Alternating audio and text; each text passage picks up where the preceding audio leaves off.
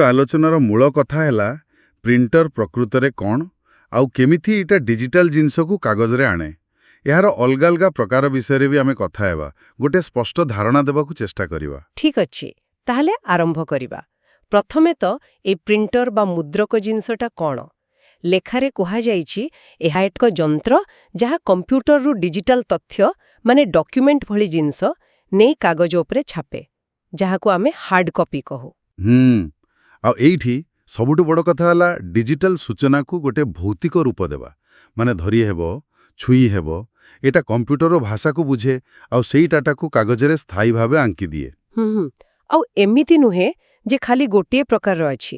ଲେଖାରେ କୁହାଯାଇଛି ଅଲଗା ଅଲଗା ପ୍ରକାରର ପ୍ରିଣ୍ଟର ଅଛି, ଯେମିତି ଇଙ୍କଜେଟ୍, ଲେଜର ଆଉ ଥର୍ମାଲ ପ୍ରିଣ୍ଟର। ଏଠି କଥାଟା ଆହୁରି ମଜାଦାର ହେଇଯାଉଛି। ହଁ, ଏଇଟା ବହୁତ ଗୁରୁତ୍ୱପୂର୍ଣ୍ଣ, କାରଣ ପ୍ରତ୍ୟେକ ପ୍ରକାରର ପ୍ରିଣ୍ଟର ପୁରା ଅଲଗା ଟେକ୍ନୋଲୋଜି ବ୍ୟବହାର କରେ। ଇଙ୍କଜେଟ୍ ନିଏ ସୂକ୍ଷ୍ମ କାଳି ବିନ୍ଦୁ, ଲେଜର ବ୍ୟବହାର କରେ ଗୁଣ୍ଡ କାଳି ମାନେ ଟୋନର, ଆଉ ତା ସହ ଉତ୍ତାପ।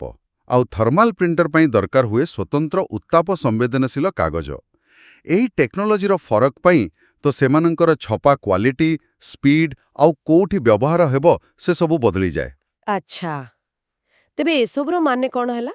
ସିଧା କହିଲେ ପ୍ରିଣ୍ଟର ହେଉଛି ଏକ ମାଧ୍ୟମ ଯାହା ଡିଜିଟାଲ ଜିନିଷକୁ ଆମ ପାଇଁ ଛୁଇଁ ହେବା ଭଳି ଆଉ ପଢ଼ି ହେବା ଭଳି ଜିନିଷରେ ବଦଳାଏ। ଆଉ ଏହି କାମ ପାଇଁ ବହୁତ ପ୍ରକାରର ମେସିନ୍ ଆଉ ପଦ୍ଧତି ଅଛି। ହଁ, ଯଦି ଆମେ ଟିକେ ବଡ଼ ଚିତ୍ର ଦେଖିବା, ପ୍ରିଣ୍ଟର କେବଳ ଗୋଟେ ଆଉଟପୁଟ୍ ଡିଭାଇସ୍ ନୁହେଁ। ଏଇଟା ଡିଜିଟାଲ ଦୁନିଆ ଆଉ ଆମ ଭୌତିକ ଦୁନିଆ ଭିତରେ ଗୋଟେ ପୋଲ୍ ଭଳି କାମ କରୁଛି। ଆମର ଯେତେ ଡିଜିଟାଲ ଫାଇଲ୍ ଅଛି, ତାର ଗୋଟେ ସ୍ଥାୟୀ ଭୌତିକ ରେକର୍ଡ ରଖିବାରେ ଏହାର ଭୂମିକା ବହୁତ ବଡ଼। ସତରେ ଗୁରୁତ୍ୱପୂର୍ଣ୍ଣ। ହଁ, ସତ କଥା। ଏବଂ ଆଲୋଚନା ଶେଷରେ ଗୋଟେ କଥା ମନକୁ ଆସୁଛି, ଗୋଟେ ପ୍ରଶ୍ନ ଭଳି। ଆଗାମୀ ଦିନରେ ଯେତେବେଳେ ଆମେ ସବୁକିଛି କାଗଜ ବିହୀନ ବା ପେପରଲେସ୍ କରିବାକୁ ଚାହୁଁଛେ, ସେତେବେଳେ ଏହି ଭୌତିକ ପ୍ରିଣ୍ଟିଂର ଆଉ କ'ଣ ଆବଶ୍ୟକତା ରହିବ? ଆଉ ଯଦି ରହିବ, ତେବେ ଏହାର ରୂପ କେମିତି ବଦଳିପାରେ? ଏଇଟା ଭାବିବା ପାଇଁ ଗୋଟେ ଭଲ ପ୍ରଶ୍ନ, ନା?